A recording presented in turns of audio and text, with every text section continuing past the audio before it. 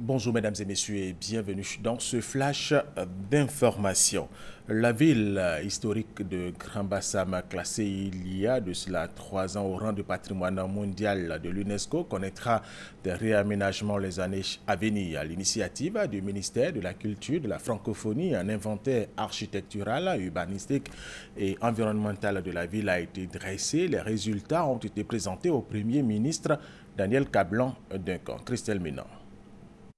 3 ans et 60 milliards de francs CFA pour faire de la première capitale de la Côte d'Ivoire la ville d'avenir du pays.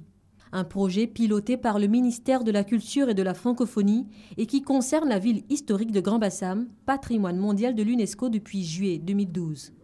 Un quartier des arts, un quartier du futur traditionnel, un quartier de l'hospitalité, c'est entre autres le réaménagement proposé par des architectes nationaux après un minutieux inventaire architectural, urbanistique et environnemental de la ville historique. Les résultats ont été présentés à la population, premier acteur du changement à venir. C'est la renaissance de Bassam qui va véritablement démarrer avec ce projet. C'est une deuxième vie pour cette ville qui a joué un rôle important pour le développement de notre pays. 109 hectares de zones protégées, 170 bâtiments datant du 19e siècle et une plage de 2 km. Un potentiel architectural et environnemental qui devrait faire de la ville historique l'une des premières destinations touristiques d'Afrique. Quand une ville ou quand un site est inscrit au patrimoine mondial de l'UNESCO, il acquiert un label qui en fait un bien ou un lieu, un site visité par des milliers, pour ne pas dire des millions de personnes au monde. Des objectifs qui classent la réhabilitation et la rénovation des sites au rang des priorités.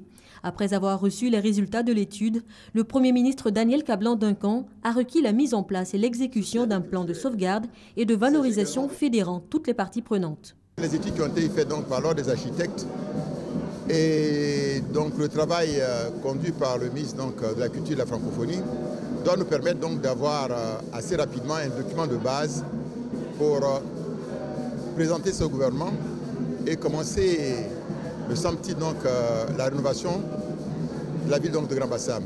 Un atelier de restitution des études permettra donc de soumettre les conclusions au gouvernement. L'objectif final est la production d'un plan global de valorisation de Grand Bassam. Le département de Séguéla attend dans la faveur l'arrivée du chef de l'État le 23 juillet prochain. Le Ourodougou attend donc le grand jour pour témoigner au président de la République Alassane Ouattara gratitude, soutien et reconnaissance. Avant cette date, Séguéla a fait sa toilette et vous le voyez sur ces images. Les dommages causés au patrimoine culturel de Tombouctou sont plus sérieux que prévu, d'après une mission de l'UNESCO. Lors de la crise malienne, la directrice générale de l'UNESCO, Irina Bokova, va se rendre à Tombouctou pour s'imprégner des dégâts.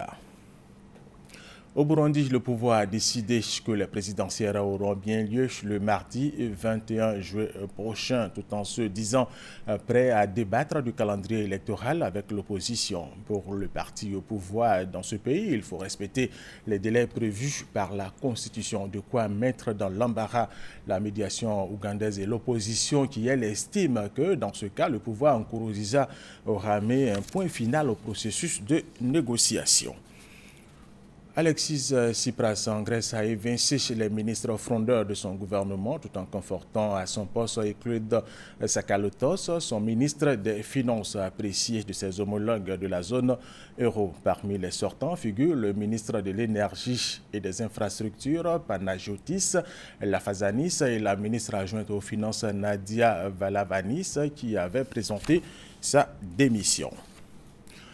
Aujourd'hui, c'est la journée internationale Nelson Mandela. Chaque citoyen du monde est appelé à consacrer symboliquement 67 minutes de son temps à une œuvre au service de la collectivité en mémoire des 67 années que Nelson Mandela, disparu en décembre 2013, a avoué à sa lutte pour l'égalité et la réconciliation. Et c'est la fin de ce flash d'information. Merci de l'avoir suivi. Je vous retrouve à 13h.